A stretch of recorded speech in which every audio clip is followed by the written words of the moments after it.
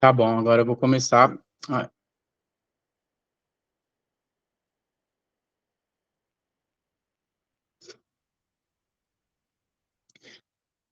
É isso, eu vou começar agora, galera. Se alguém pedir para entrar, talvez eu não veja. Então eu vou tentar ir voltar e sempre voltando para ver se alguém vai entrar.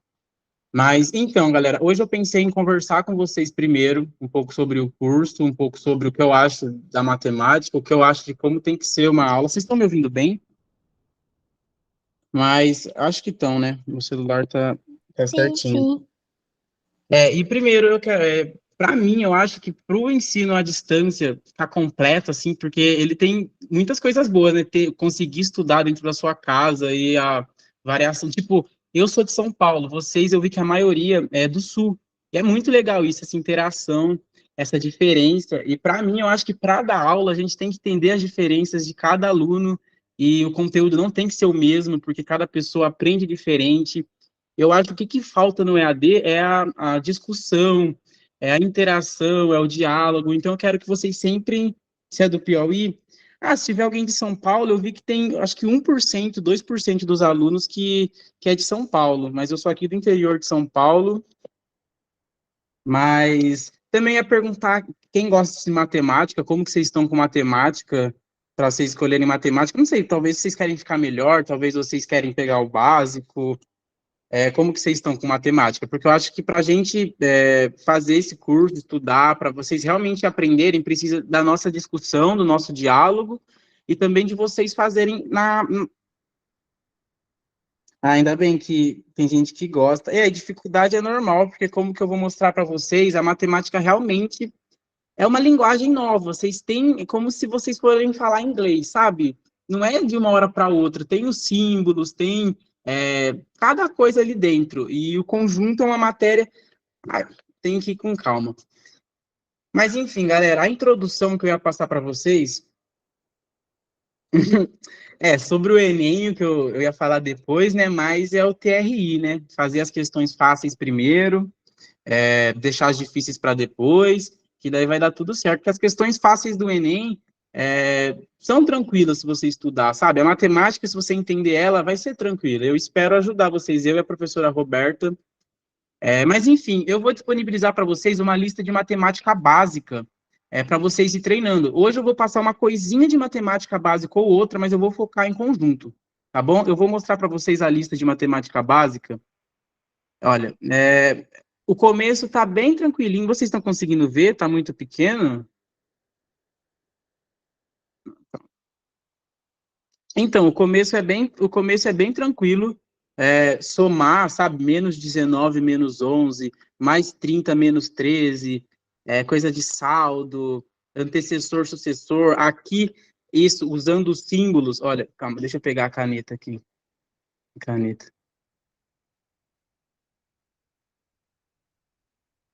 Oxi, por que não tá indo? Nossa, não tá indo, mas enfim. Isso daqui, esse exercício 6 que eu estou mostrando, tem bastante a ver com a aula de hoje. Mas aqui tem muitos exercícios diferentes, mas todos simples, sabe? Matemática básica mesmo. Lá no final tem uns que já ficam mais, é, sabe, complicadinhos, mas é tudo bem tranquilo, é para vocês conseguirem, sabe? E eu peço para que vocês tentem fazer, porque acho que ano passado o que faltou para o projeto, assim, na parte de matemática, foi a parte dos alunos fazerem na casa deles, interagir mais na aula. Então, tentem fazer esses exercícios, eu vou disponibilizar para vocês, está bem tranquilo. Se vocês já olhem o exercício e já falam, nossa, eu sei fazer, então vão para o próximo. E tem bastante exercício aqui. Tentem dar uma brincada, só para também desenferrujar. Não sei se tem alguém que faz tempo que não vê matemática, mas eu vou mandar essa lista de matemática básica para vocês, tá bom? Acabando a aula, eu já mando no Drive. Nossa, tem alguém tentando entrar.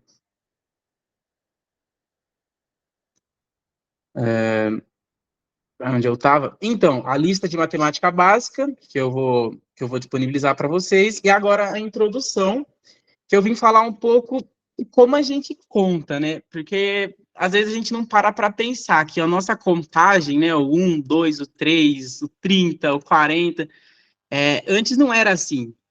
Os babilônios eles utilizavam 16 algarismos, não ia até o 9, tinha mais. Depois do 9, eles botavam A, B, C, D, E, e não tinha isso de, vamos supor, igual.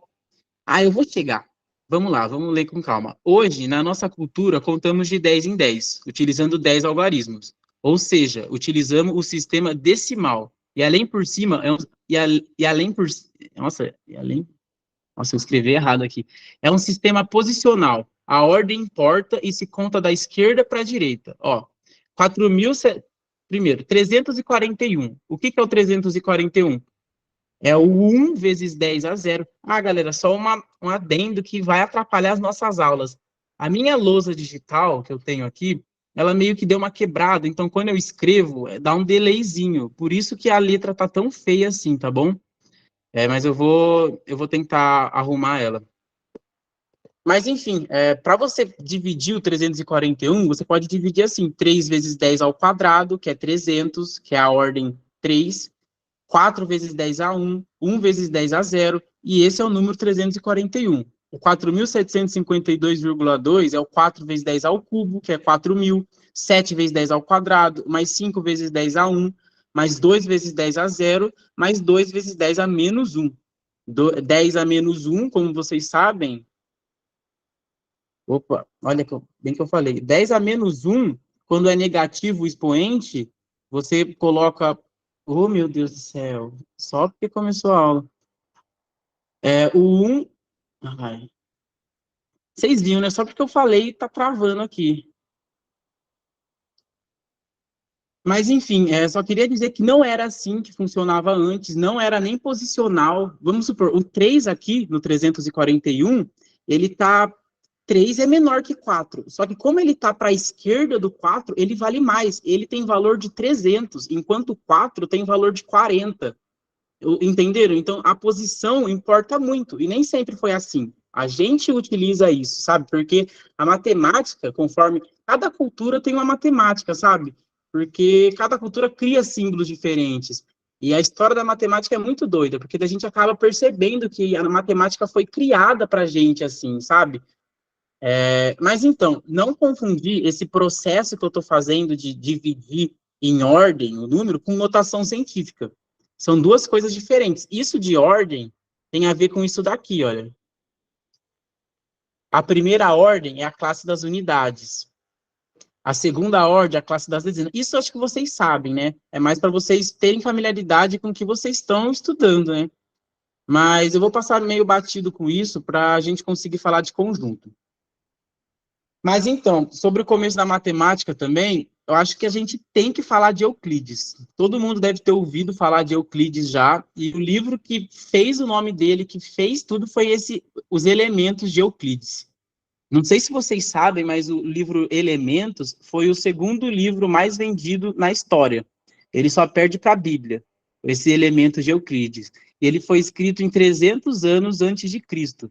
Eram 13 livros. E aqui tem muita coisa, muita, muita, muita coisa. Geometria, ele envolve geometria com outras coisas. É muito absurdo esse livro. E sabe qual é o mais absurdo e o motivo? Ah, eu acho que alguém não está conseguindo entrar na minha aula. Calma.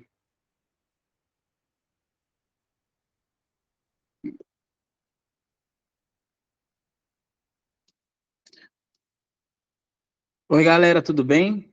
Nossa, desculpa, eu tava dando aula aqui, eu nem vi que vocês tinham entrado. Rapidinho. Deixa eu tirar um print aqui.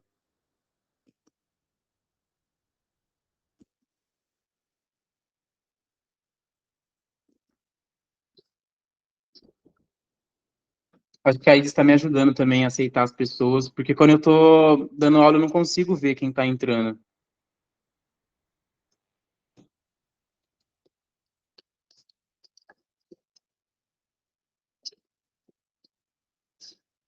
Mas vamos lá, galera. Eu tava falando do livro de Euclides, porque foi um livro muito importante. O Depois da Bíblia foi o livro mais vendido na história.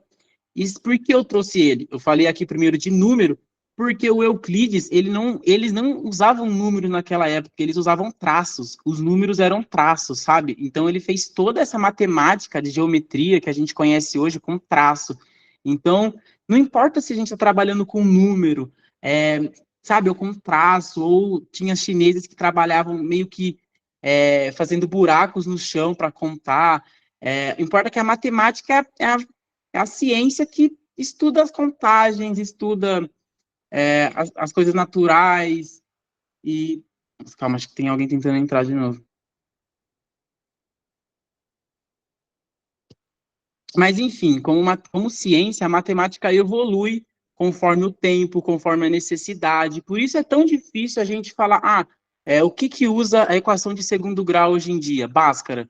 É difícil a gente falar, tem bastante coisa, mas é difícil algumas coisas da matemática. Por quê? Porque é difícil você motivar uma ciência antiga com coisas atuais, sabe? Mas a matemática vem se modernizando muito. E uma das coisas que impulsionou a matemática foi conjuntos. Tudo é conjunto. Eu nem falei, né? Eu faço matemática, faculdade de matemática.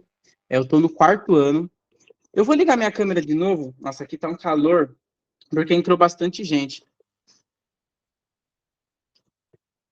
Nossa, a minha luz também. Mas enfim, galera, eu faço matemática, eu tô no 4º ano, eu tenho 22 anos. Eu entrei para fazer bacharel, sabe, que é para pesquisar, só que eu me apaixonei pela licenciatura, que é a parte de pedagogia, que é a parte de dar aula. E é isso. Eu abri mais para ver para as pessoas me verem, as pessoas que não tinham entrado ainda. Mas vamos lá, senão não vai dar tempo. Então, eu tinha colocado aqui essa coisa de ordem, e para vocês também não confundir isso com notação científica. Por quê? Notação científica é algo que cai muito, algo que cai não, é uma ferramenta que a gente usa para simplificar as coisas. E eu trouxe notação científica um pouquinho, só para vocês, alguém que não lembre, alguém que, não sei. É porque quando eu dei aula no passado, o povo estava saindo da pandemia do ensino médio, então o povo não tinha, sabe, não conseguia muita coisa. E eu entendo. Então é bom passar desde o começo para abranger todo mundo. Mas enfim, notação científica é uma ferramenta para simplificar números muito grandes ou pequenos, muito usado na química e na física. Esse número, 100 milhões, como que ele pode ser escrito? 1 vezes 10 à oitava. 1 mol, que é 6,02 vezes 10 a 23. Não, que é esse número gigante. Como que ele pode ser escrito? 6,2 vezes 10 a 23. É quantos zeros tem lá. É uma ferramenta para simplificar o trabalho que a gente ia ter. Porque imagina a gente ficar multiplicando, ficar fazendo conta com esse numerão. Assim é mais fácil. 0,0000375. Você conta quantos zeros tem e tá lá. Mas esse número aqui, que fica antes do 10, tá vendo? Ele é um número que tem que estar entre 1 e 9,9. Não pode passar isso. Não pode ser 10, não pode ser 37. Por isso que eu vou até o 3. Por isso que aqui eu vou até o 6. Então é só você contar quantos casas tem até o 3. Ó. 1, 2, 3, 4, 5, 6. Por isso que tem o 6 aqui. Galera, se alguém não estiver entendendo, se está achando meio viajado, pode falar que com diálogo a gente consegue tudo, viu? E também outra coisa, eu tô falando essas coisas meio rápido porque são bem o comecinho mesmo, para vocês entenderem tudo, e não tem a ver com a matéria que a gente vai começar, que é conjunto. Então, as ordens das operações, acho que vocês sabem disso, aqui a gente opera da esquerda para a direita, né? Só que na hora de, lembra que eu falei para vocês, de tirar a ordem do número assim, a ordem, a ordem é do outro lado, é da esquerda para a direita. E aqui é da direita para a esquerda. Nossa, eu escrevi errado. É da direita para a esquerda. A gente lê daqui para cá. Mas enfim, é que vocês vão entender. A ordem das operações é subtração, adição, divisão, multiplicação, expoente e parênteses. Ou seja, quando a gente tiver com uma expressão assim, o que a gente vai fazer primeiro? O parênteses, depois o expoente. Parênteses entra aqui também os colchetes, viu? Multiplicação e divisão têm o mesmo peso. Então você vai operar com a operação que aparecer primeiro. Mas primeiro que lado, sabe? Da direita para a esquerda. Aqui tá trocado. Calma, deixa eu trocar aqui, galera. Nossa, desculpa se eu tá meio desesperado, é que aqui tá um calor. Nossa,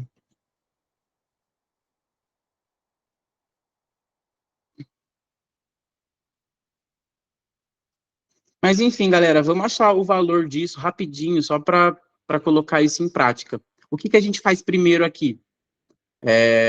O parênteses. Então, vamos escrever de novo. Espero que eu consiga escrever. 15. Nossa, tá uma dificuldade de escrever isso. Eu preciso ver para a próxima aula urgente, que tô com dificuldade de escrever. 15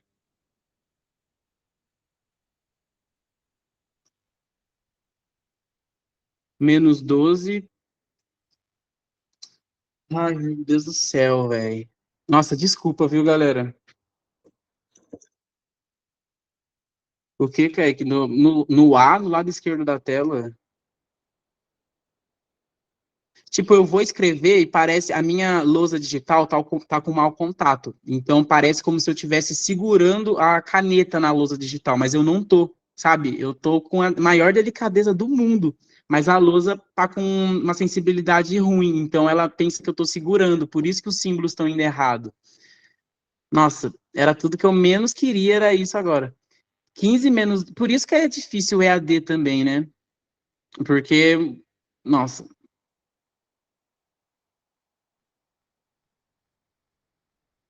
rapaz, cadê aqui? Deixa eu ver o que você.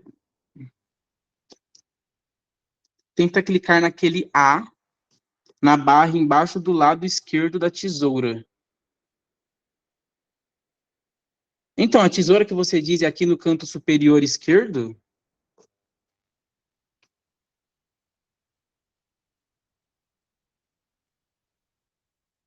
Canto inferior no meio. Eu não tô achando, não sei se eu tô muito cego. Nossa, me perdoem. Eu não tô achando a tesoura fora ali no canto superior esquerdo. Ah, aqui, né? Essa daqui. Entendi agora. Tenta clicar naquele A na barra. Então, isso daqui, agora que eu vi, nossa, desculpa, galera, que eu tô nervoso com essas coisas que estão acontecendo com o mouse. É para eu escrever mais, sabe? Essas coisas eu escrevi com essa ferramenta. Para eu digitar mesmo, tipo, para eu escrever na lousa, eu precisaria da canetinha que tá com esse problema, que eu não esperava. Mas então, galera, ai meu Deus do céu. Aqui a gente faz primeiro o parênteses, que vai ficar 2. 5 menos 3, 2 ao quadrado. Mais 6. Nossa, como ficou feio. Mas então, primeiro eu faço parênteses, depois eu vou ao quadrado. O que eu faço primeiro aqui? Tenho o expoente, então eu vou no expoente. E reescrevo isso. Vai ficar 15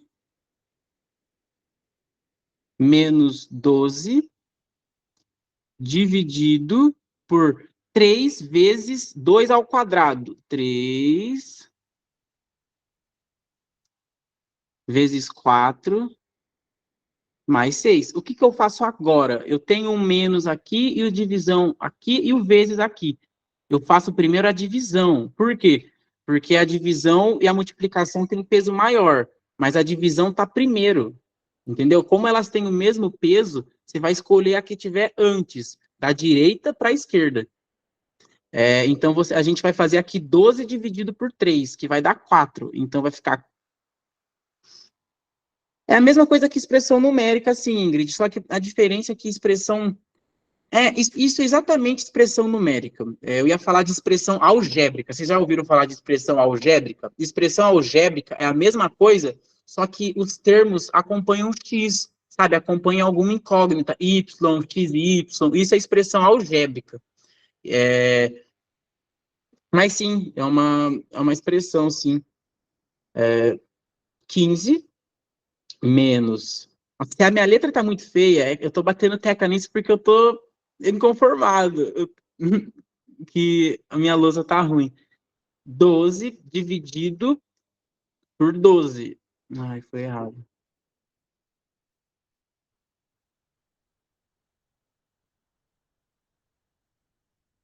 Mais 6. Então vai lá, eu fiz primeiro. Ai, falei uma coisa e fiz outra, né, galera? Desculpa. Primeiro a gente faz a divisão que tá primeiro. 12 dividido por 3 vai dar 4. A gente vai ter 4 vezes 4, mais 6. Primeira divisão dá 4, vezes 4, 12 dividido por 3, 4. Agora a gente faz o quê primeiro? A multiplicação. 15 menos 4 vezes 4, 16, mais 6. 15 menos 16, menos 1, mais 6, 5. Então, essa expressão aqui é igual a 5. Entenderam? É expressão, é bem tranquilo. Para a gente trabalhar com a ordem, é essa ordem aqui. Eu vou disponibilizar tudo isso depois para vocês também. Vamos lá, conjunto, galera. Eu vou passar meio que rapidinho, que senão não vai dar tempo, viu? Acho que eu demorei muito tempo com esse problema. Vamos lá, o que é conjunto? Na verdade, por que é importante estudar conjunto? Eu acho que primeiro vocês entenderem do porquê estudar conjunto vai ser melhor do que estudar conjunto antes. Por que estudar conjunto?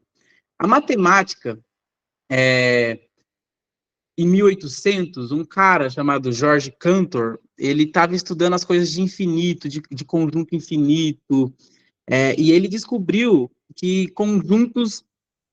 Não, ele descobriu aquilo que existem infinitos maiores que outros, sabe? Ele fez uma arte com o estudo de conjuntos. Em 1930, eu acho, 1930, né, por aí, houve a lógica matemática. A lógica matemática foi o ramo da matemática que estruturizou tudo.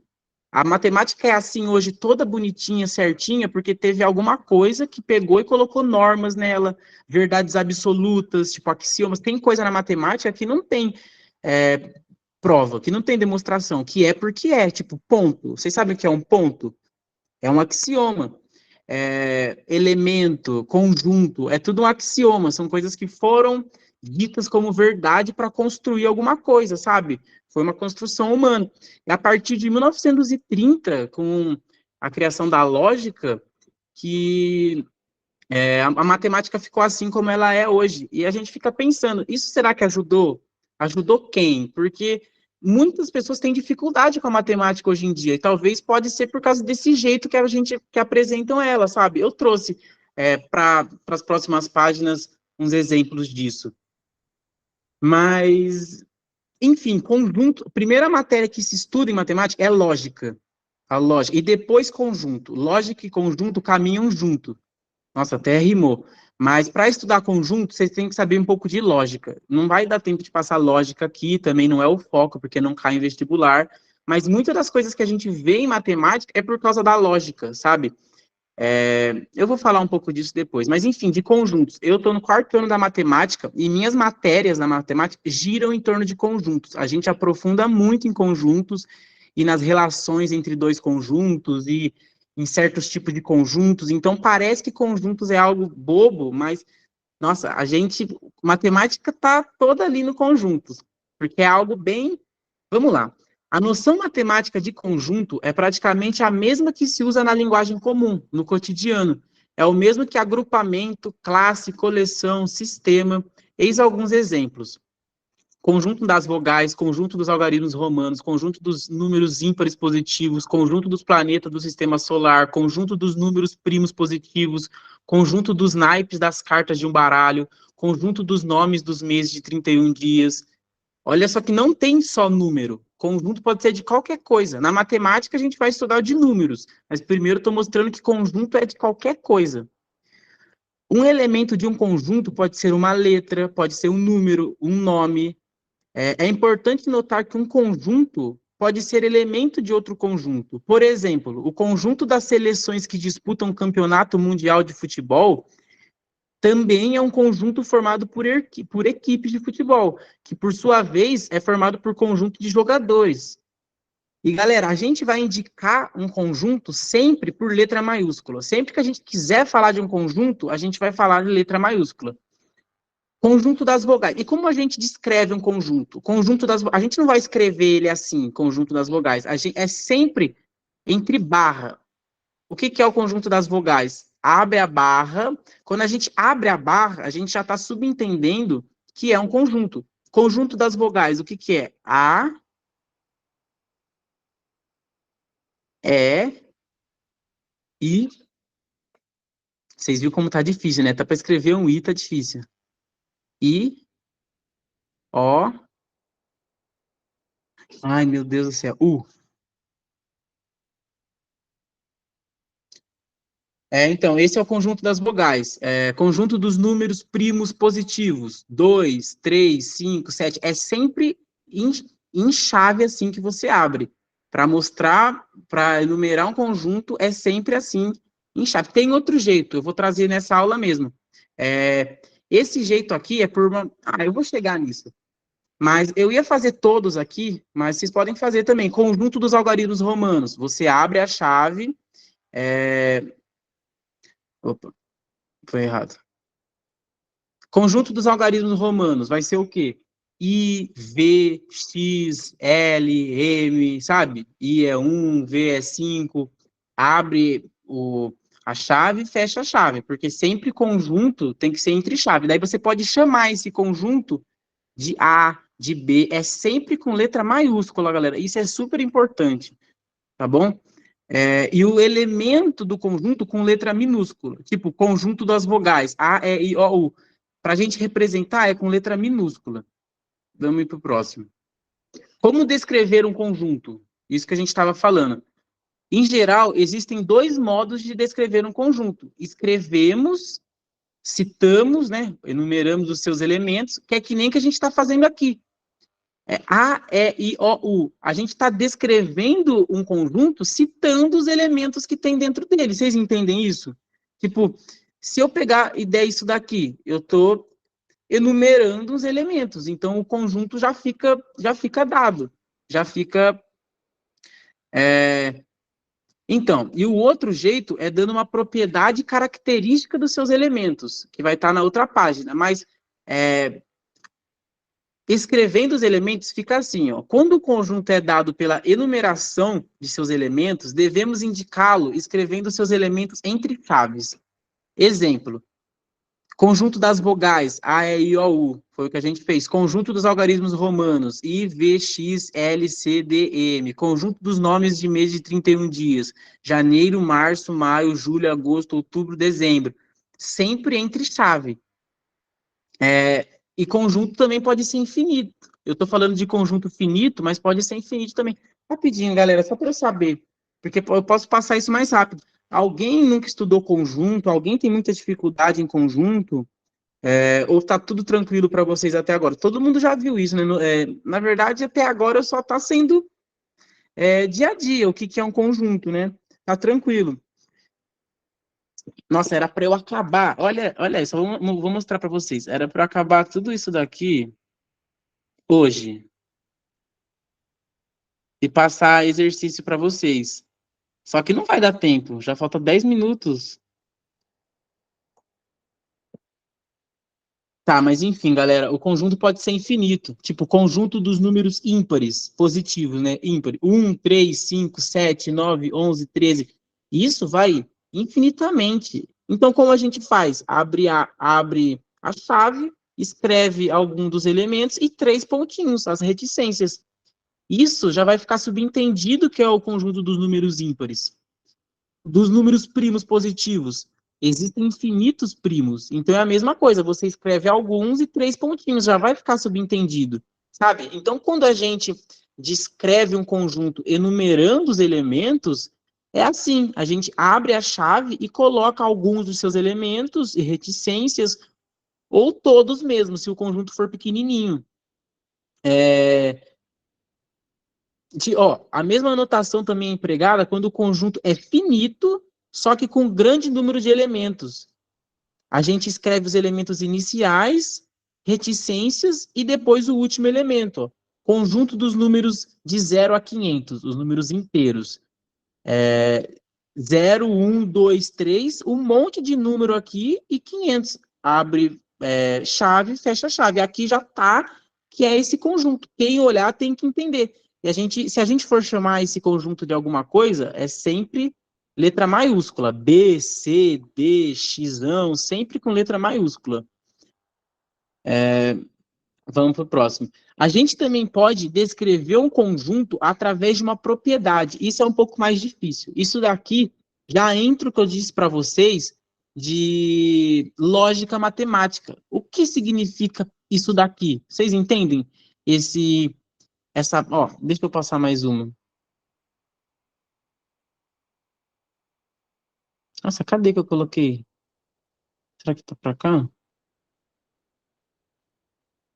Isso daqui, olha, aqui embaixo. A igual, abre chave, X, esse símbolo aqui de E, que é um pertence, Q mais barra X menor que 1. Vocês entendem isso?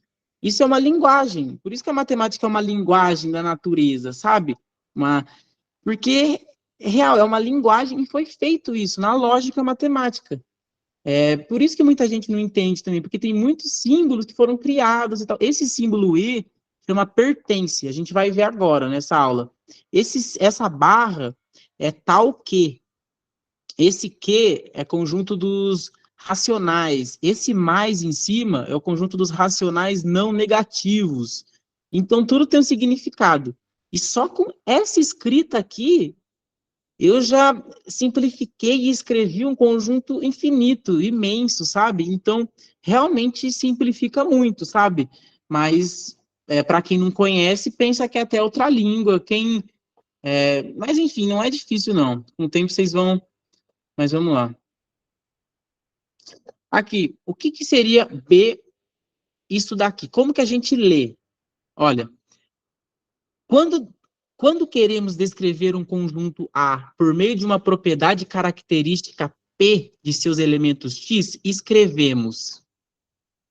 E como a gente lê? A, nossa, isso é muito importante. Como vocês leem isso, daí vocês vão entender. De fato, A é um conjunto. O que tiver aqui na frente, você vai ler assim: A é um conjunto que tem elementos X, que a gente não sabe o que é, a barra é tal que, tal que. Então, A é um conjunto que tem elementos X, tal que X tem a propriedade P. Então, eu escrevi esse conjunto aqui. B é um conjunto. Quando que começa a chave, você começa lendo assim: B é igual. Veio a chave, é um conjunto, então B é um conjunto que tem elementos X, tal que X é primo. Então, o que, que a gente está querendo dizer? Que, na verdade, o B tem todos os números primos. 2, 3, vocês lembram o que, que é número primo? 5, 7. Oh, meu Deus, era para ser 3 pontinhos.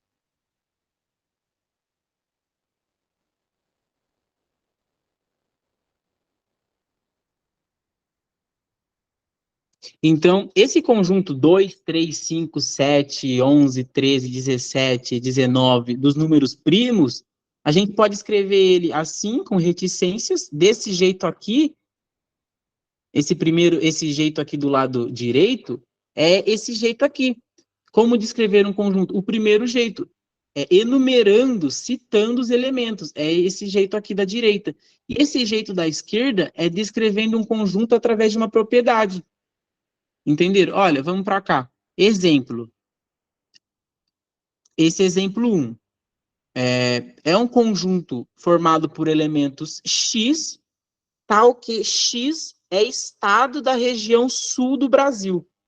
Então, o que ele está querendo dizer? Que esse conjunto aqui, do exemplo 1, é formado por elementos X quaisquer. Aqui no lugar de X pode ser qualquer coisa, sabe? Eu estou querendo dizer que é qualquer coisa. Esse elemento é formado por qualquer coisa, tal que essa qualquer coisa é estado da região sul do Brasil. Ou seja, Paraná, Santa Catarina, Rio Grande do Sul. Vocês entendem que é a mesma coisa escrever desse jeito aqui e desse jeito aqui. É equivalente, só que um jeito você está enumerando os elementos do conjunto e o outro você está dando uma propriedade geral.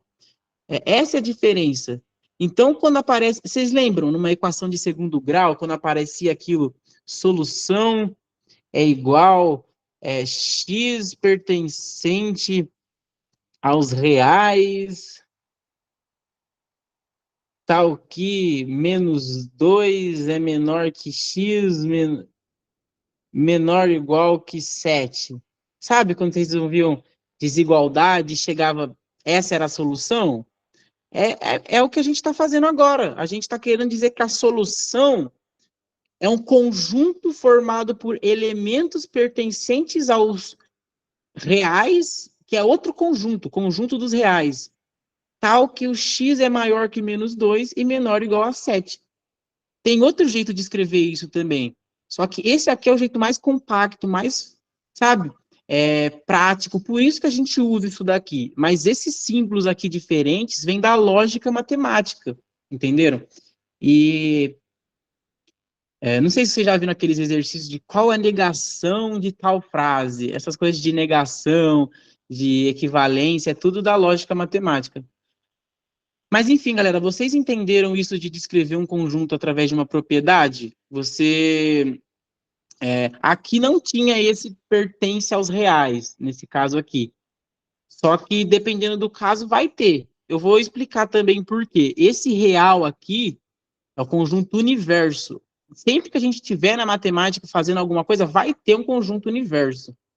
Tá nas próximas páginas isso também. Mas, enfim, eu vou passar para a próxima página. Mas, ó, rapidinho, esse terceiro exemplo aqui é um conjunto formado por elementos x, tal que x é inteiro e x é maior ou igual a 0 e menor ou igual a 500. Vendo isso daqui, a gente já vai ter que falar. É esse conjunto aqui. Isso daqui são coisas que a gente tem que bater o olho e saber trocar, saber ir desse jeito para esse e ir desse jeito para esse. Sabe, a gente tem que olhar para um conjunto e já ver as diferentes formas de escrever ele, sabe? E são essas duas formas. Isso é importante, por isso que eu meio que bati tecla nisso. Então, vamos lá. Vamos supor esse conjunto aqui. A menos 7, 1, 0, 3 e 9. É um conjunto finito, né? Ele tem 5 elementos. E menos esses 5 elementos, como a gente escreve eles, né? Com esse símbolo aqui de pertence. O menos 7 pertence a A. O 1 pertence a A. O 0 pertence a A. O 3 pertence a A. O 9 pertence a A. E o 2? O 2 não pertence. Não tem 2 nesse conjunto. Então, a gente coloca que o 2 não pertence ao A. Esse E cortado aqui. E um jeito bem prático e que ajuda a gente a enxergar um conjunto é escrever ele em diagramas de Euler-Wien, ou seja, esse diagrama aqui circular. Nesse caso do A, dá para a gente escrever assim, fazer um círculo e botar os elementos aqui. Como é número finito, claro que você só pode usar esse diagrama de Euler para quando o conjunto for finito, porque imagina botar infinitos números não, né, porque infinitos elementos aqui dentro. Mas então, olha o conjunto A. Vocês enxergam que ele está dentro de um conjunto universo? O que é esse conjunto universo? Qualquer coisa. Eu só estou querendo dizer que sempre vai existir algum conjunto maior que contenha esse conjunto A. Sempre que a gente estiver trabalhando, vai ter um conjunto maior. Na matemática sempre vai ter isso, sabe? A gente sempre tem que falar onde a gente está trabalhando. Por isso que sempre fica escrito lá, considere no conjunto dos números reais, no conjunto dos números inteiros. Porque isso é o conjunto universo. É o conjunto que a gente, vamos supor, tudo que a gente fizer tem que estar ali dentro. Por isso que às vezes a gente faz uma equação, dá uma resposta e a resposta vai ser vazia, sabe? Porque às vezes não está de acordo com o conjunto universo. Então, o conjunto universo é muito importante. Na próxima página eu falo dele.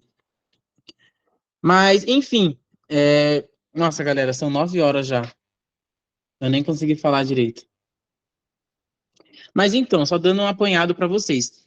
Isso daqui chama pertinência de elemento para conjunto.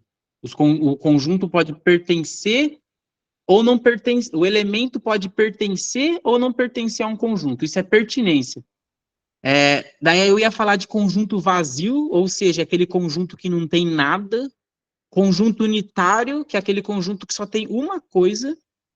Conjunto universo, que é um conjunto que tem tudo. Quando vamos desenvolver um certo assunto de matemática, admitimos a existência de um conjunto universo ao qual pertencem todos os elementos utilizados no tal assunto. Esse conjunto U recebe o nome de conjunto universo. Talvez pode estar meio abstrato para vocês esse conjunto universo, mas com certeza vocês já viram isso e com exemplo vocês vão entender muito bem. Mas fiquem na cabeça que sempre tem um conjunto universo e que mudando, vamos supor, você tem um exercício. Mudando o conjunto universo pode mudar a resposta do exercício, entendeu? E deixa eu passar rápido para as outras coisas. Aqui eu ia fazer uns exercícios para vocês conseguirem descrever por meio de propriedade, tipo 14. É um conjunto Lua, é um conjunto unitário que só tem a Lua. Como que eu posso escrever esse conjunto por meio de uma propriedade? O D. A gente pode escrever esse D como sendo um abre X tal que X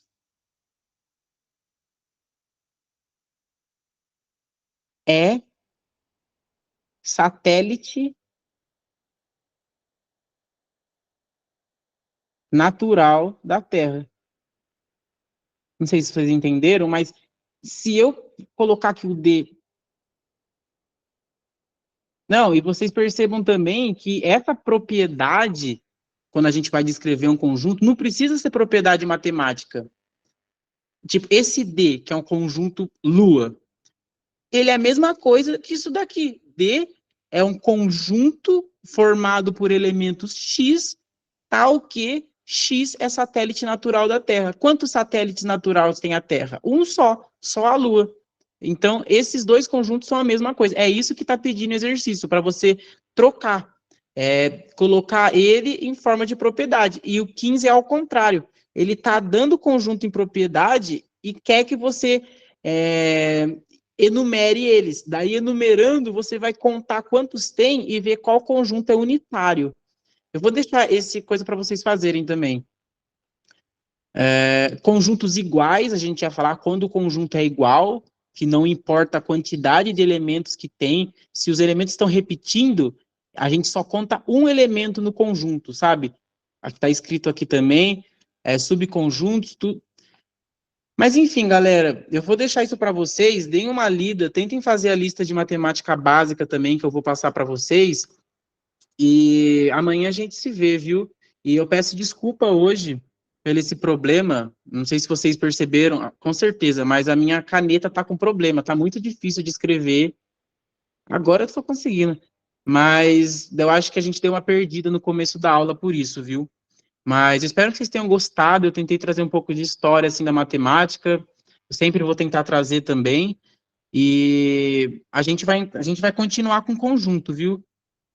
O conjunto ainda, como eu falei, é bem vasto. O que, que é uma função? Uma função é uma relação entre dois conjuntos. Você pega um conjunto e pega outro. Pega elementos de um conjunto e joga para outro conjunto. Isso é uma função. Então, quase tudo é conjunto. Então, estudem bem, prestem atenção nessa parte de conjunto, que é simples, e vocês vão entender praticamente tudo, viu? Deixa eu ler os comentários.